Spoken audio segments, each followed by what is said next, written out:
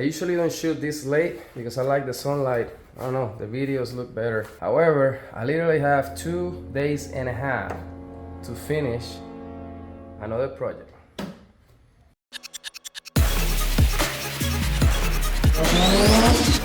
Okay, it's like welcome back to Tony West DIY. My name is West, and yeah, another project. I know I need to finish the RX-7. I know I've neglected that car, but trust me, I'll finish it soon. It just, I found something that is hard to find, like a unicorn, and I don't know. The issue on this car is, well, the engine is a 3V V8. This one specifically had 330 horsepower, 30 horsepower more than the regular GT. And yes, back in the day it was an improvement versus the 4.6 2V, but nowadays is really, you having a V8 with 300 horsepower is really rough. So we're gonna be putting a supercharge in this car, but keeping it stuck. What did you say? How would I do that, you ask? Well, check this out. I didn't lie. We're gonna supercharge the Saleen, but we're gonna keep it stuck.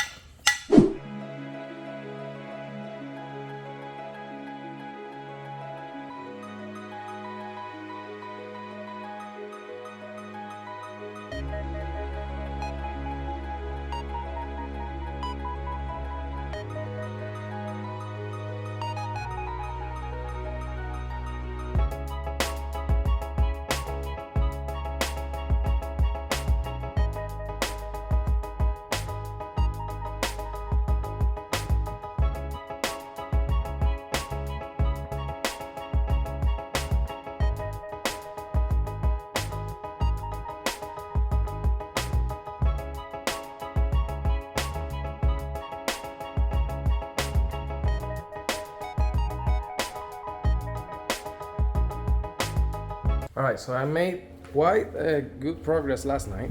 I was able to remove each coil. I was able to remove the fuel rails. I thought that I was able to remove the intake with the fuel rails and all stuff, but it was impossible because of these two 10mm bolts. In order to get to them, you have to remove the fuel rail because it has that middle line. Unless you remove that line, but this is a 2006 car, so I'm pretty sure that line is pretty tight right there and you will have to cut it. I didn't want to deal with none of that, so I was able to remove the fuel rails, removing these studs.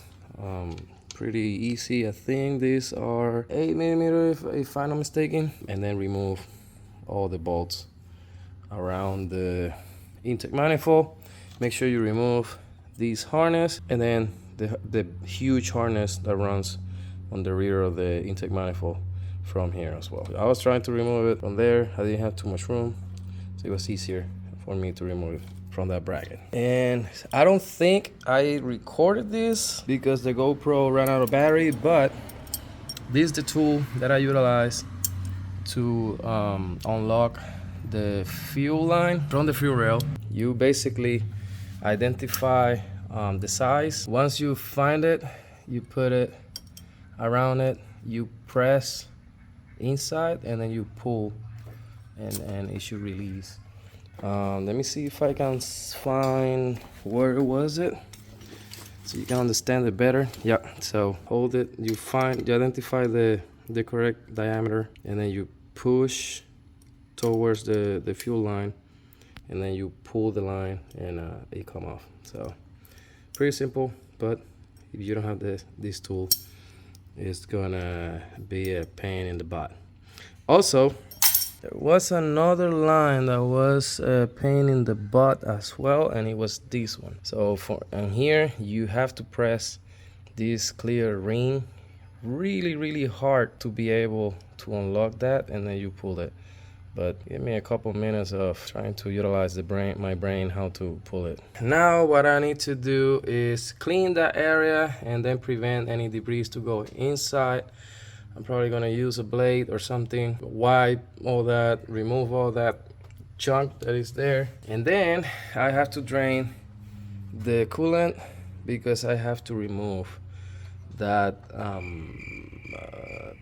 I don't know how you call it, that bridge between these two lines that goes behind the alternator, and I have to remove the alternator as well, and I will have to extend the wires of the alternator as well to be able to fit it. So yeah, let's start doing that.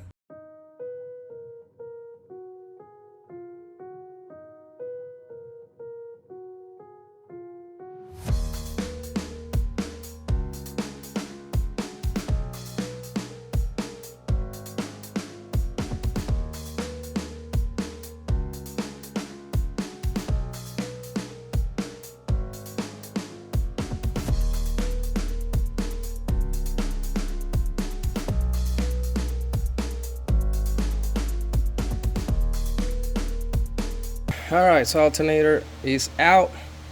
That bridge or crossover or whatever it's called is out.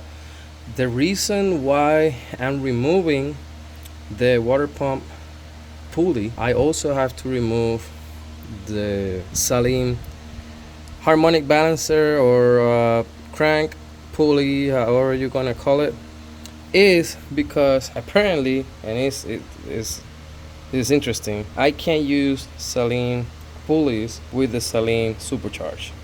I have to put everything Mustang back. I'm assuming it's because those pulleys are overdrive. This one slow the water pump certain percentage. I put it whenever I edit the video, and that one I'm assuming it's an overdrive. So those are the only things that I don't have. I got the spark plugs, that's why I want to change those. I'm putting a colder spark plug to be able to run 9 psi. Once I get the pulley, I think that's one of the last things that I'm going to install. This is the harness that have to be extended. And then another reason why I remove the bumper is because the I can't say that it's an intercooler or a radiator, I should say, for the actual supercharger. So, and then I think it's utilizing those two bolts. There's a bracket that the intercooler or radiator for the supercharge. So let's see what wires I have to extend, and let me see if I have time to at least remove that pulley today. I think I will have to remove that hood because I tried to carry that supercharge and it's heavy as hell. So I don't think by myself I'll be able to bend my back and then sit it properly there. So I'm gonna use the engine hoist. I think I'm doing pretty good. I need to have this car finished and tuned by Sunday night because I have to use it for work next Monday. So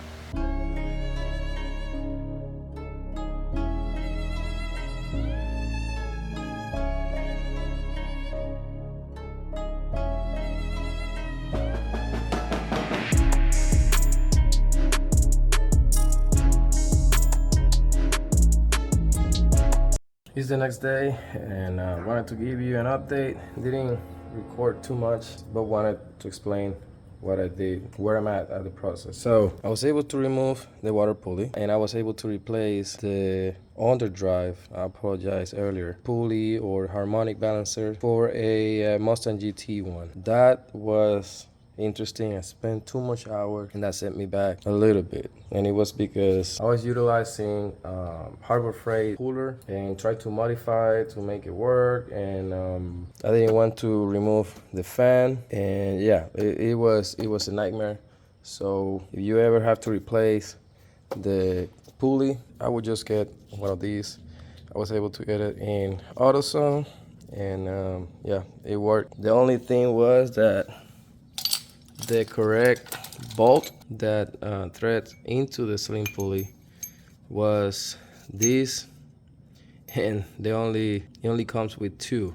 I had to get creative and was able to find one of the hood pins from the RX-7, and this one worked with them, and I was able to remove it. So the other thing that I did was removing the water thermostat housing, which is this one right here. So basically that line goes to the reservoir, this side goes to the block, this one goes to the radiator, and this one goes to the crossport, the bridge that goes behind the alternator. I was able to remove the spark plugs as well. You can tell here they needed to be changed. Some of them are worse than others, but I'm glad that I was able to replace them and didn't pass through a nightmare of I think it's the bottom part is the one that stays, and the cylinders. I don't know if these were replaced. I know a lot about Mustangs, so if you're watching, just let me know. I think it's that bottom part, but I don't know if it's one piece or not. So I cleaned a little bit where the turbocharger is gonna be, the intake, and I removed the hard lines from behind the water pump to the heater hose. However, let's start with the issues that I encounter other than the pulley. So the kit that I purchased didn't come with the hard lines, and that's why I installed it again.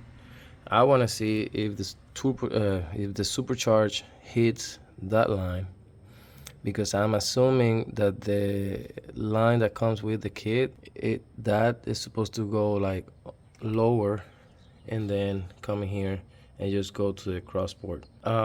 If not, I will have to modify that line. I'm not sure. I'm thinking to cut that bracket that hold those two, or cut it where the, I don't know, that part is, and then running a rubber hose all the way here. The water pulley that I ordered was supposed to arrive yesterday with the other pulley, and I just keep receiving notifications from the USPS saying that it's going back and forward from the San Antonio distribution center to the North Houston distribution center. It's just driving me crazy. The one that I ordered was the V10 engine water pulley, because that one is a little bit bigger than the factory, and it prevents the belt to slip. I've been trying to find like a Mustang GT regular one for a while now around, but I can't find it. All I can find is the 6-cylinder, and I don't even know if it's the same diameter. All right, I want to stop it right here because I removed the bar, and apparently you don't have to remove the bar. The only thing that you have to remove is these two bolts, and install the heat exchanger, and then remove these two bolts to install the heat exchanger water pump. So this goes behind. That's interesting that it goes behind the bar, and then this one comes with spacers to, I think, space out the water pump a little bit further back.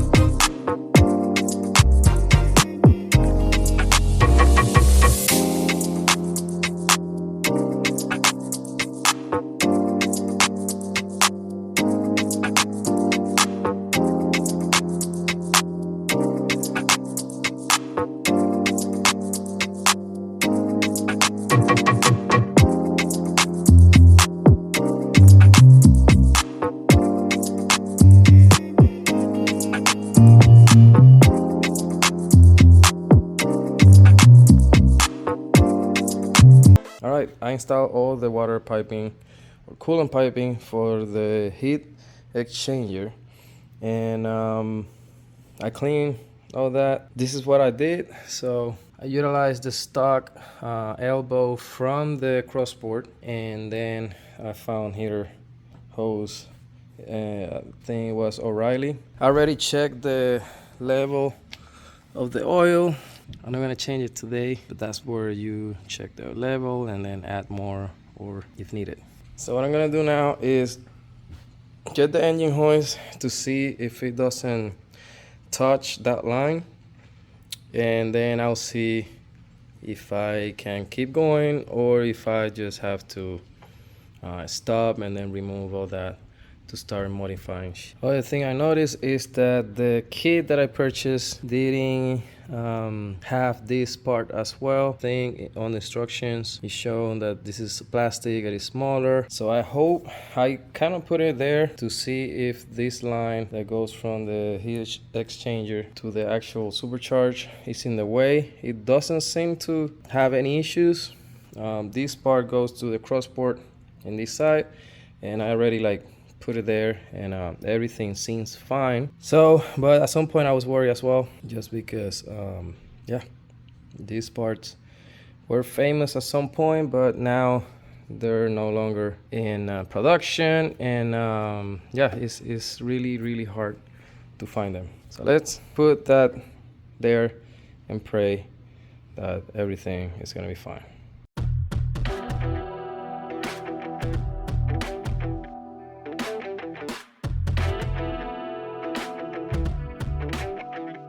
So the supercharger is hitting here specifically, and I'm only missing a 1/4 inch to be able to make it work.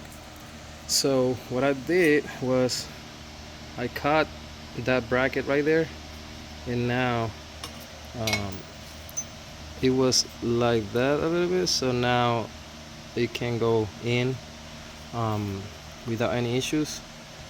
Hopefully give me that 1/4 inch, and it doesn't seem like, even with 1/4 inch in, doesn't seem like it's gonna hit the other line. So let's see if it fits, and if it does, and then I put a rubber or something to make like a spacer there to protect that line, and then everything should be good. And I feel like I have to give you an update because I went full send and I forgot to start recording. So this is where I'm at. I was able to put everything where it's supposed to be. Interesting things that I had to do was that bolt right there is a bit, this is the bypass. I didn't want to remove it. I don't know if you have to remove it, but what I did was what the instruction says, that you zip tight the bypass, squeeze it, and then you have a little bit of room. The other stuff that I found was that the fuel rail that was shipped with the supercharge got a hit, and it was bent. It almost scratches the fuel injector, and I was praying that I could keep using it, because the blue ones, those are 37 pounds, they are no longer able to get it. So if one of them was crushed, I had to get the 8 injectors, and that would be a lot of money spent. If this would be the RX-7, I probably would get ID injectors and, I don't know, probably 42 pounds and all that. But this is my daily, and I just want to put everything back to Saleen stuff, so OEM shit. So what I did, I swapped fuel rails with the ones that I had, and then change the injectors to the 37 pounds one. Sorry, 39 pounds. These are 39 pounds. I don't even know what's the flow rate on these. Probably 27. But those are 39 pounds. I also swapped throttle bodies. I put mine, and then I clean it with carburetor cleaner. It was dirty. I start plugging lines and stuff, and I start routing the serpentine belt. Something that I realized is that idle pulley that I have is guided, so it's gonna destroy that serpentine belt. I had to get a non-guided like this. I'm probably gonna go to auto part right now, saying to get a clamp for that. Oh, the water line worked, so I didn't have any issues, and it seat flush after I did what I did, and this is looking good. This is looking good. What I'm missing is I'm gonna change that bolt. You see how this is hanging here with the one from my intake, to start putting those wires how it's supposed to be. And again, make it look like stock. All right, here's where I'm at. I failed. I couldn't finish the car in 2 days. Finally got the pulley. They got lost. Went to Houston twice for some reason. I don't know why. Got a battery for the GoPro that I had to find out where it is. I haven't recorded as much as I wanted because I was in rush to try to finish the car. I ended up renting another one. I'll probably make a video of how strange it is to drive one, but that's a different story. I also went to AutoZone before I came here to change the idle pulley from the guided one to a non-guided one. However, I assumed that this was gonna be similar as that one, which is 90 millimeters, and I don't know.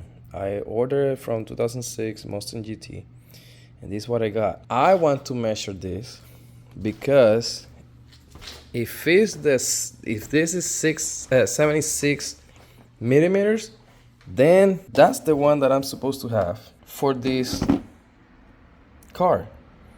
The kit comes with a 76 millimeter one, but it's plastic, and apparently no one wants that because it fails.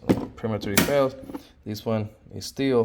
That's why yeah, people go to 90 millimeters based on hold on, apparently you can do two things at the same time. 75 millimeters. So I nailed on that one.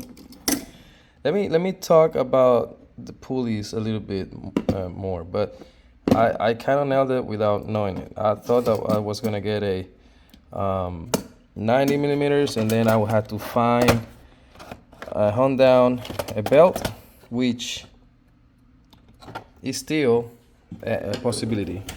So let me talk about belts and pulleys and stuff like that. So that's apparently a 3.6 millimeter pulley. That will give me 7 psi on the supercharge. Apparently, with the factory water pulley and factory crank, right? There's a certain measurement that the belt has. I think that's the stock one, and everything will be fine and all will be good. However, this is when it gets interesting. If you go to a 3.4 inches pulley, that will give you 9 psi or 9.5. But then if you have the stock water pulley, your water pump will cavitate. The belt literally will slip and you will have enough grip on the water pulley. That's why you go to the V10 pulley, which is a little bit bigger, and it helps with belt slip. Everything is going smooth. Only thing after that I will have to install is the cold air intake, and then I will have to run the wiring for the water pump, air temp, which I assume that is this one, and then the boost gauge wiring. I'll be honest with y'all, I have to return the rental on Wednesday, but my goal is to try to either finish it today or probably tomorrow. So I assume I didn't see the wiring for the boost or the air gauge, so I'll probably will have to wait until next weekend. But I do have the wiring for the water pump because that's I can't run the car without that. So I forgot to mention I already extended the alternator wiring, but I'll do that with the GoPro so I don't keep talking and make this video longer.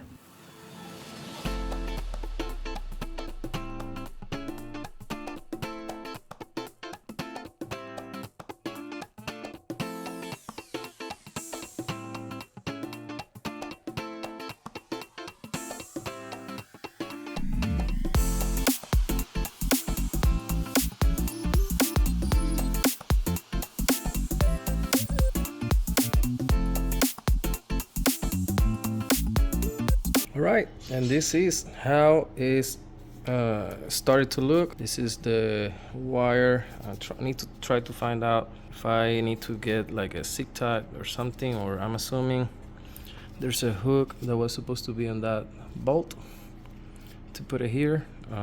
I utilize heat shrink to cover the new wires, put it with the connector, and then here I had to I put a heat shrink as well I just have to hit it, and then I utilized a stud that I had from a K20, the RSX engine, and I cut it here and put a washer with a nut, and yeah, it's rigid. Once I heat that, it will cover all that metal, and then you put just the cap, and yeah, it should look like that. It will protect it. So let me install the intake and then the hiring harness, and we should be good.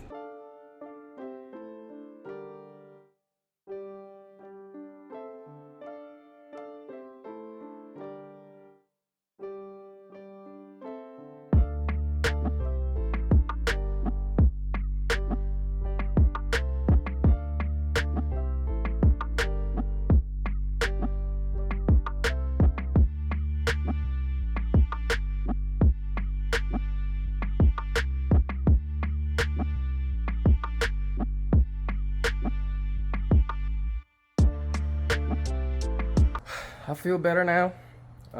This is how it's looking, and I love it. And I'm telling you, this is without painting, without cleaning, without anything. This is just removing and installing. I had to put, cover on the wiring and make it look pretty, but holy cow, look at that. So this is the last piece of the puzzle that came in the box with the kit. This is a timer for the heat exchanger water pump, and I just realized this. I don't know if that's like a rat or something destroyed the crap out of that plug.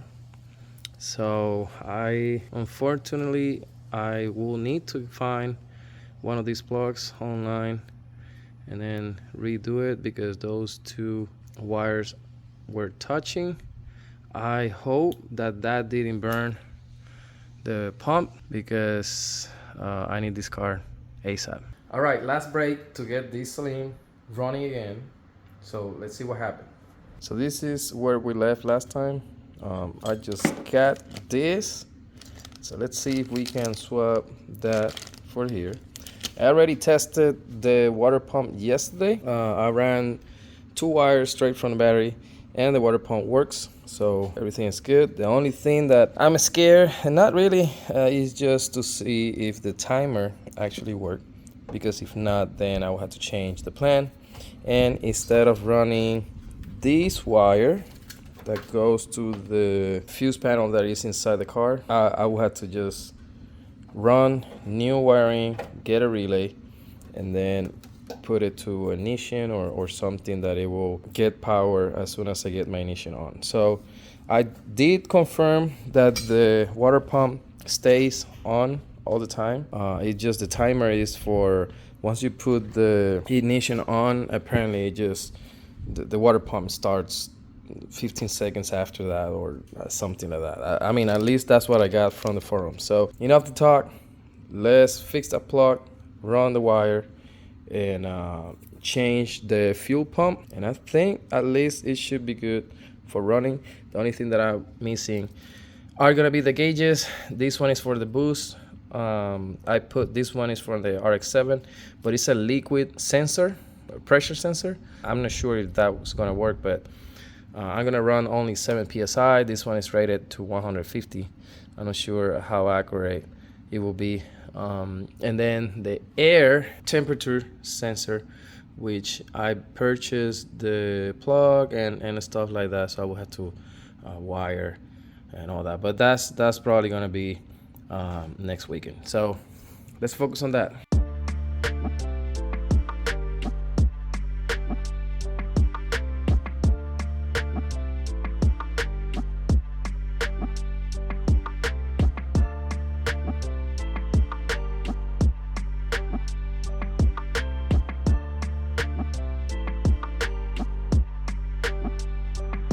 All right, the plug is in, and then the ground, I just put it here. I didn't have too much length.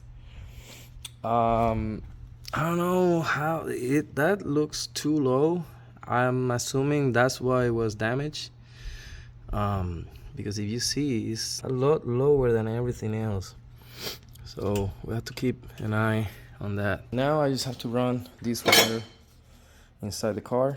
The instruction says, oh, there's another ground that I had to put here too. Going back to this wire, it says that you have to remove the fender liners and run it through where the main harness is, and then you cut this part here, and that's where you're gonna run that wire. The boost gauge is from there too, and the air temp. I'm gonna use it as well for running my wideband. And there's a wire here that was already installed. I don't know if it was because of sound system.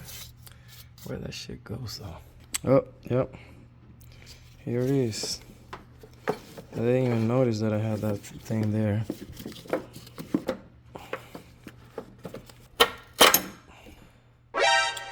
Oh wow, that's interesting. A live wire touching metal down there with a good fuse. That's interesting. Yes, very sad. Anyway. All right, so based on instructions, once you remove the cover of this plug, you find pin number 36. So you splice this one and then you solder, I guess. Unless you cut this cable and then I don't know how you want to do it. So let me do that. I'm not gonna make it permanent. I'm just gonna see if it works, and then I'll do everything properly.